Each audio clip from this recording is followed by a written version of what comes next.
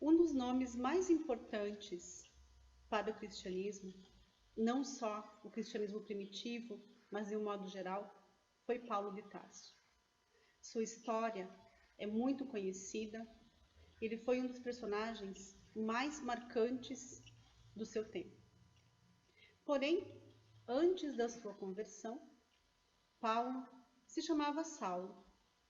Era um jovem, inteligente, filho de família rica e importante. Estudou, preparou-se da melhor forma possível naquela época, a fim de assumir uma posição muito importante no Sinédrio. Sua meta, voltar para sua cidade natal, assumir um posto de doutor da lei e casar-se com sua noiva, sua querida Abigail. Porém, quando retorna à sua cidade natal, ele percebe que há algo diferente no ar. Ele percebe que algumas ideias estão se espalhando entre as pessoas, estão sendo muito consideradas, ideias que no seu entendimento vão contra as coisas que ele entendia que fossem certas, contra aquilo que a sua crença pregava. As ideias que circulavam vinham de um certo nazareno, que ensinava a paz, o amor, pagar o mal com o bem, oferecer a outra face. E aquilo estava parecendo algo muito perigoso, algo que precisava ser combatido. E essa é a postura que Saulo assume a partir desse momento. Ele se dedica de corpo e alma a combater o cristianismo. E isso naturalmente implicava em perseguir os cristãos. Nesse período, ele conhece Estevão, um jovem convertido ao cristianismo, que tinha o dom da palavra, que tinha o dom da cura, possuía uma inteligência ímpar e era muito ativo dentro do movimento cristão. Ele passa então a ser perseguido e mais adiante é condenado à morte por apedrejamento. Naquele tempo, as condenações e as sentenças e as execuções eram considerados verdadeiros espetáculos e as pessoas iam assisti-los.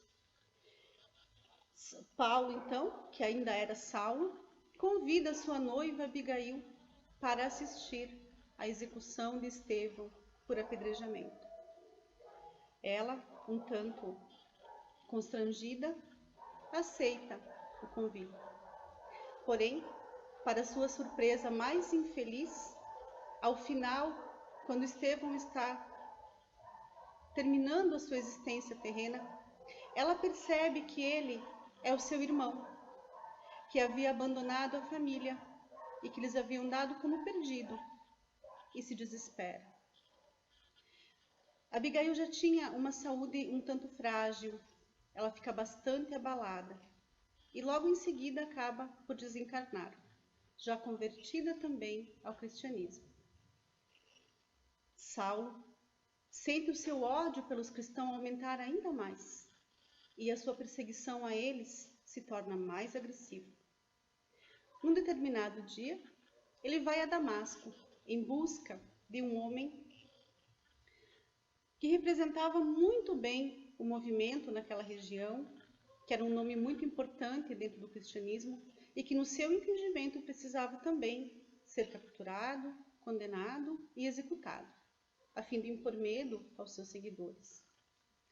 Porém, quando chega à porta de Damasco, ele ouve uma voz tão doce, tão especial, e essa voz lhe diz: Saulo, por que me persegues?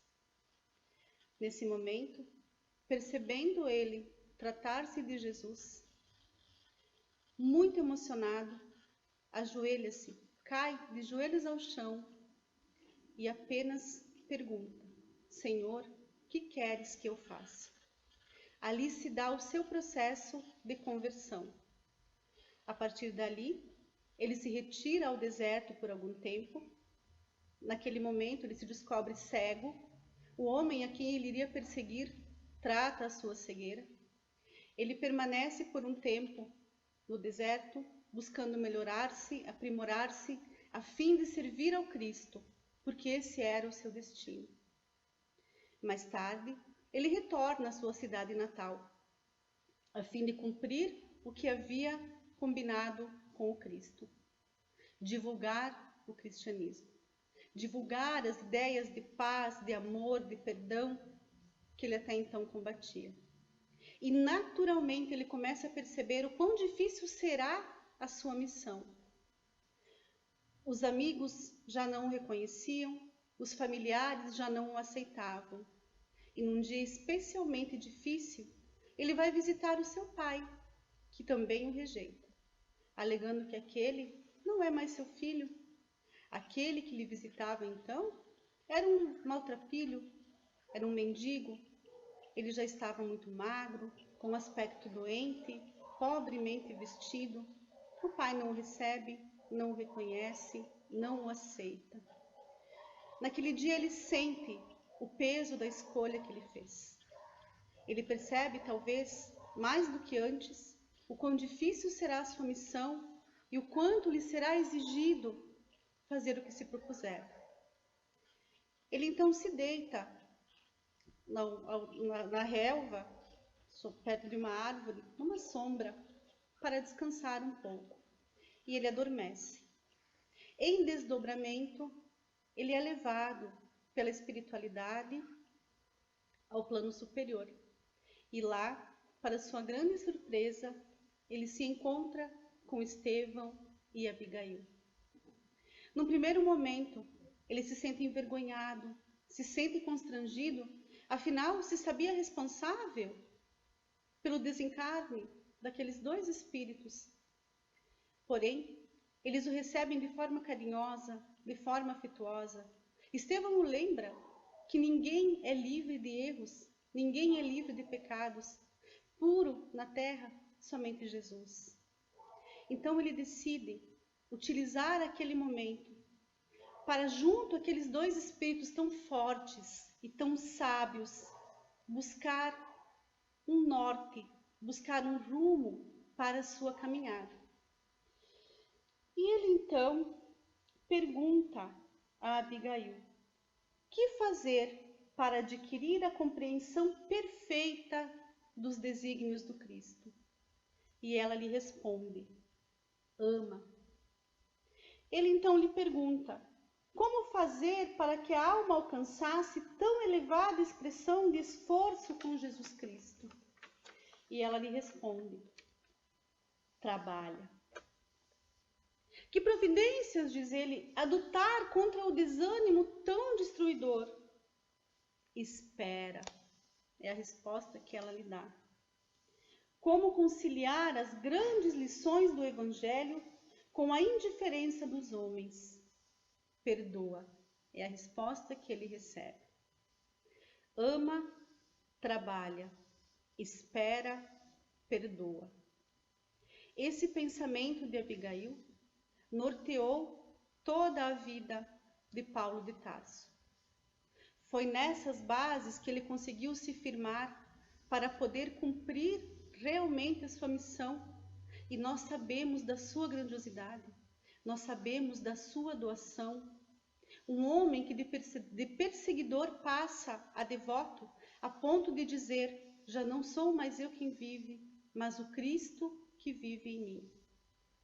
E nós, que buscamos dentro da doutrina espírita entender também quais são os desígnios de Jesus, o que Deus espera de nós, qual é, afinal, o nosso objetivo. Quantas vezes, diante de dificuldades, diante de problemas, nós nos sentimos perdidos, não entendendo exatamente o que se espera de nós, não entendendo exatamente que norte seguir. As palavras de Abigail se aplicam perfeitamente como respostas a essa busca que nós temos. Ama, trabalha, espera, perdoa. Amar foi o ensinamento mais importante de Jesus. amai ao próximo como a si mesmo. E nesse momento ele nos orienta de que precisamos primeiro nos amar. Nós não podemos amar o próximo quando não amamos a nós mesmos. Então, isso significa um trabalho de nos conhecer, de nos entender, de nos perdoar pelos equívocos, de desenvolver amor por nós mesmos. Significa um passo além para que possamos amar as pessoas com quem nós convivemos, a nossa pequena família, os nossos amigos.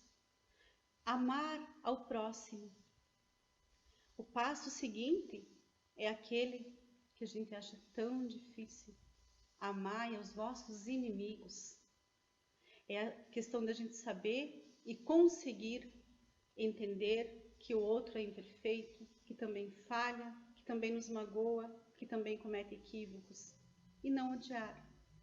Não significa esquecer, mas amar a si mesmo. E amar também não significa conviver diariamente, mas não nutrir ódio, não nutrir raiva, apenas amar. E o passo seguinte, aquele amor que Jesus realmente desejou para nós, o amor fraterno para com toda a grande família humana.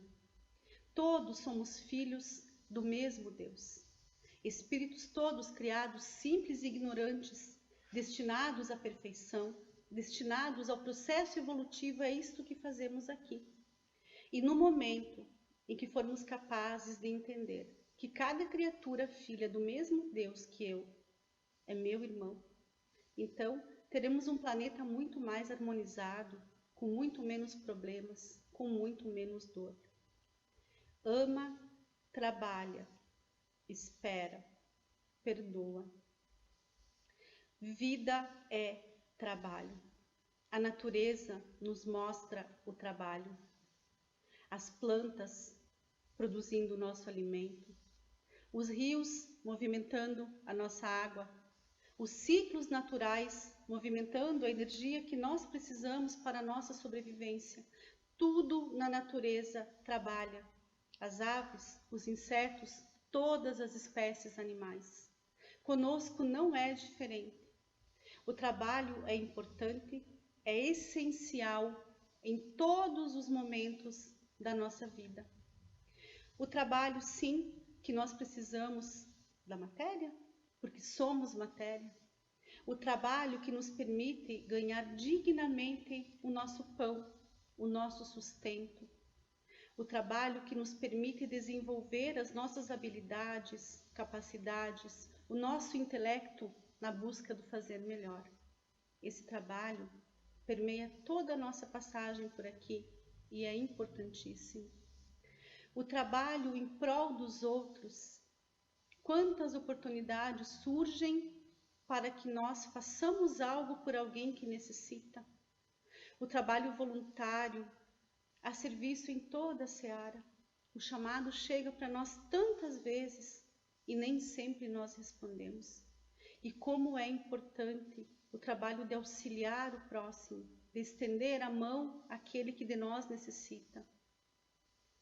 Ama, trabalha, espera, perdoa.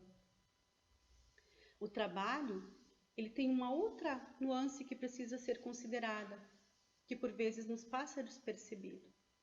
É o trabalho que precisamos fazer conosco, o trabalho da nossa reforma moral. Conhece-te a ti mesmo. Começando por aí, o trabalho precisa seguir, para que de posse da informação das nossas virtudes e dos nossos defeitos, nós possamos agir sobre eles, trabalhando sempre em busca da nossa perfeição moral.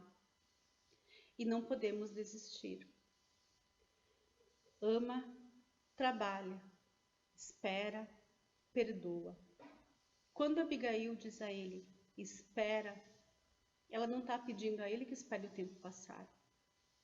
É espera de esperança, de acreditar, de ter fé em dias melhores, de acreditar que os momentos difíceis vão passar, de acreditar que o mal não é eterno.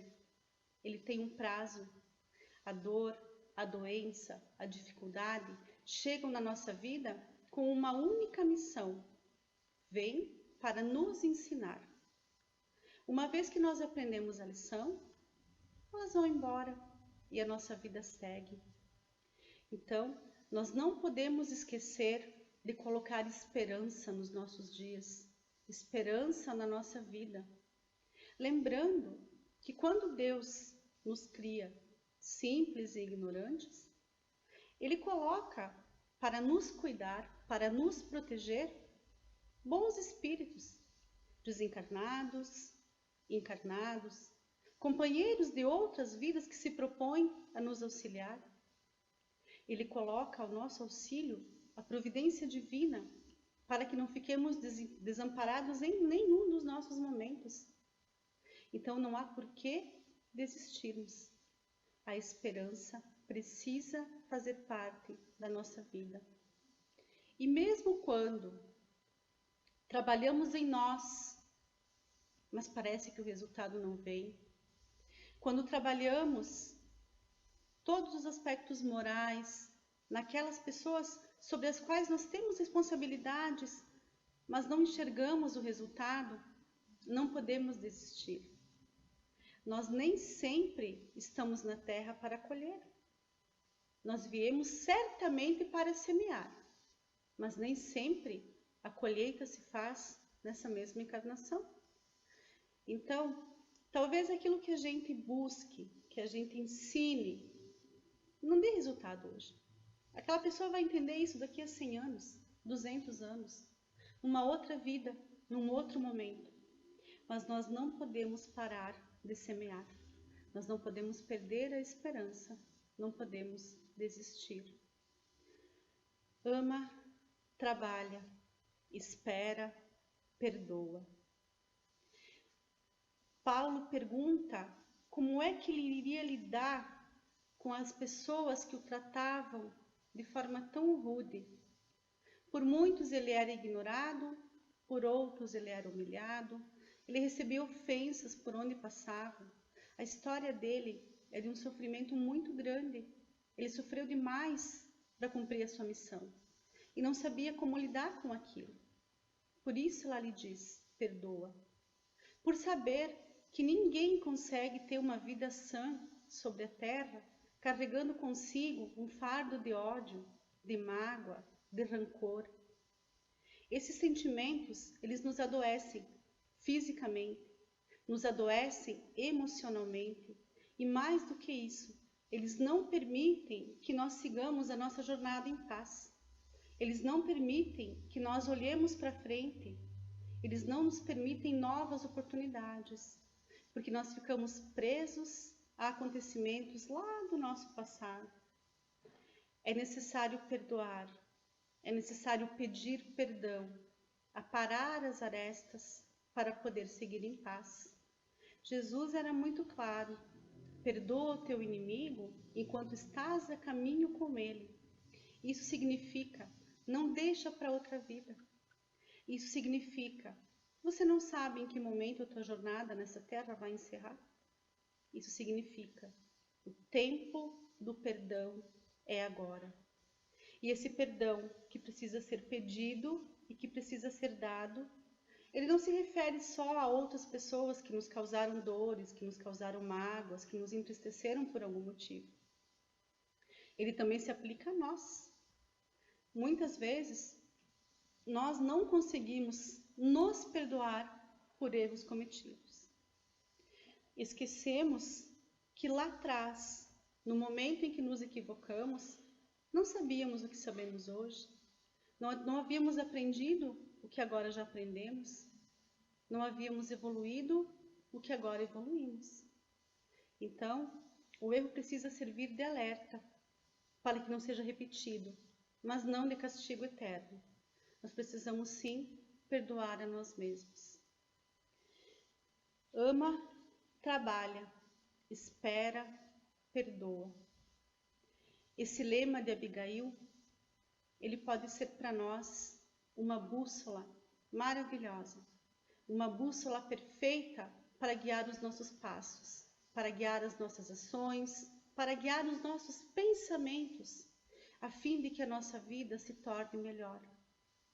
Dessa forma, poderemos passar pela Terra numa existência mais feliz, sem tantos conflitos, sem tantos problemas, de uma forma mais leve, sabendo que não estamos sozinhos, que Deus é conosco e que estará sempre ao nosso lado.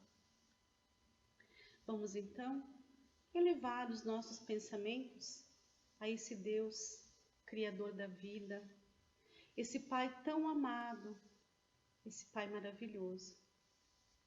Vamos elevar os nossos pensamentos aos mentores de cada um de nós, aos mentores do nosso lar, e vamos rogar a esse Pai amoroso que derrame as suas bênçãos sobre toda a terra, que o seu amor possa alcançar a cada irmão que se encontra em sofrimento nesse momento, em todos os lugares do universo, encarnados e desencarnados, doentes do corpo, da mente e do espírito, que possam receber o alívio, o bálsamo do amor divino. Que a paz de Deus possa tocar os nossos corações, nos tornando melhores, tornando a nossa vida mais simples, as nossas relações mais harmoniosas, a nossa sociedade mais feliz. Que a paz e o amor do Pai possam tocar os nossos corações e nos acompanhar, permitindo que sigamos em paz. Que assim seja.